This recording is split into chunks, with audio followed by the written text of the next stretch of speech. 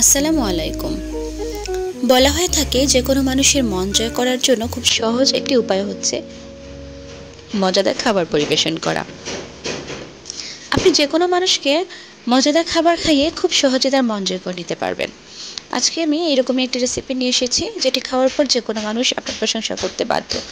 হ্যাঁ, আজকের খাবারের নাম ক্যাশিউ নাট সালাদ। তাহলে চলুন আমরা প্রসেসটি দেখে নিচ্ছি। এখানে বোনলেস চিকেন নিয়ে নিয়েছি। চিকেনগুলো ছোট ছোট করে লম্বাটে শেপে কেটে নিয়েছি। ভিডিওতে নিশ্চয়ই দেখে বুঝতে পারছেন।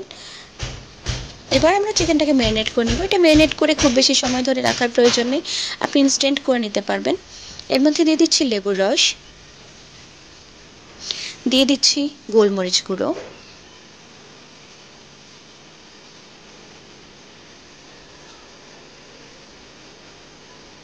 এরপর দিচ্ছি পরিমাণ মতো লবণ, দিয়ে দিচ্ছি রসুন বাটা এবং মরিচের গুঁড়ো। মরিচের গুঁড়োটি আপনি আপনার পছন্দ মতো বাড়িয়ে কমিয়ে দিতে পারেন। উপকরণগুলো ভালোভাবে মিশিয়ে নিচ্ছি। ভালোভাবে মেশানো হয়ে গেলে এ পর্যায়ে আমরা একটু ডিম অ্যাড করে নেব। ডিমটি ভালোভাবে চিকেনের সাথে মিশিয়ে নিচ্ছি। ডিমটি ভালোভাবে মেশানো হয়ে গেলে এবার আমরা দেব কর্নফ্লাওয়ার। কর্নফ্লাওয়ারটা একটু পরিমাণে বেশি লাগবে, আমি 4 চা চামচের মতো কর্নফ্লাওয়ার দিয়ে দিচ্ছি। কর্নফ্লাওয়ারগুলোকে খুব ভালোভাবে চিকেনের সঙ্গে মিশিয়ে নিচ্ছি। এমনভাবে মেশাতে হবে যেন প্রত্যেকটা চিকেনের গায়ে কর্নফ্লাওয়ারটা খুব ভালোভাবে লেগে যায়। কর্নফ্লাওয়ারটা ভালোভাবে মিশে গেলে আমরা গ্যাস ফ্লেম অন করে নিচ্ছি এবং ফ্রাইং প্যান বসিয়ে দিচ্ছি। ফ্রাইং প্যানে আমরা তেল গরম হতে দিচ্ছি। তেল গরম হয়ে গেছে। এবার আমরা এর মধ্যে চিকেনটাকে দিয়ে দেব। খেয়াল রাখবেন চিকেনগুলোকে একটি একটি করে তেলের মধ্যে ছাড়তে হবে, একসঙ্গে দিতে যাবেন না। একসঙ্গে অনেকগুলো চিকেনকে দিয়ে দিলে চিকেনগুলো একসাথে দলা পাকিয়ে যাবে। আমরা চিকেনগুলোকে মুচমুচে করে ভেজে নেব, একটু বাদামি কালার করে ভেজে নেব। ভাজতে ভাজতে খেয়াল করবেন, আপনি নিজেই বুঝতে পারবেন চিকেনটা মুচমুচে হয়েছে কিনা।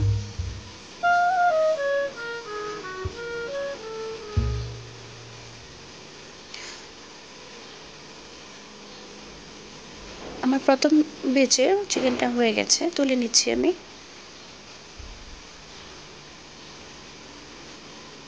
প্রথম ব্যাচ তুলে নেওয়ার পর এবার আমি একই প্রসেসে দ্বিতীয় ব্যাচটি ভেজে নিব।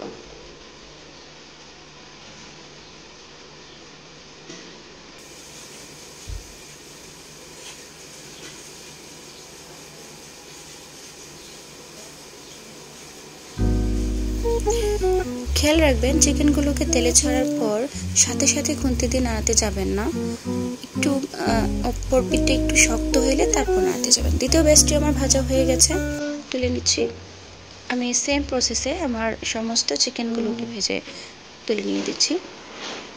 একে একে আমার সমস্ত চিকেনগুলো ভাজা হয়ে গেছে। চিকেনগুলোকে তেল ঝরিয়ে আমি তুলে নিচ্ছি।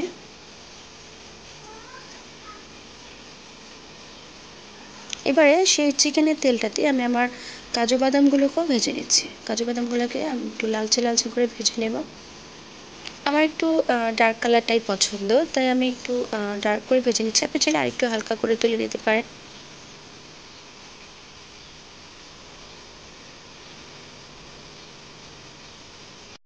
দেখুন আমার সবগুলো চিকেন ভাজা হয়ে গেছে। চিকেনগুলো একদম ঝরঝরে এবং মুচমুচে হয়েছে। আমি একটা ভেঙে দেখাচ্ছি। আমি সালাদের জন্য এখানে শসা এবং টমেটো কিউব করে কেটে নিয়েছি। শসা এবং টমেটোগুলোকে কেটে একটু বাতাসে ছড়িয়ে রাখবেন, তাহলে পানিটা চলে যাবে। একটি বলে আমি সসের প্রিপারেশনটা রেডি করে নিচ্ছি। এখানে আমি 2 টেবিল চামচ টমেটো সস নিয়েছি এবং নিয়ে নিচ্ছি 2 টেবিল চামচ চিলি সস। এর পর্যায়ে নিয়ে নিব 1 টেবিল চামচ সয়া সস। সসগুলোকে ভালোভাবে মিশিয়ে নিচ্ছি।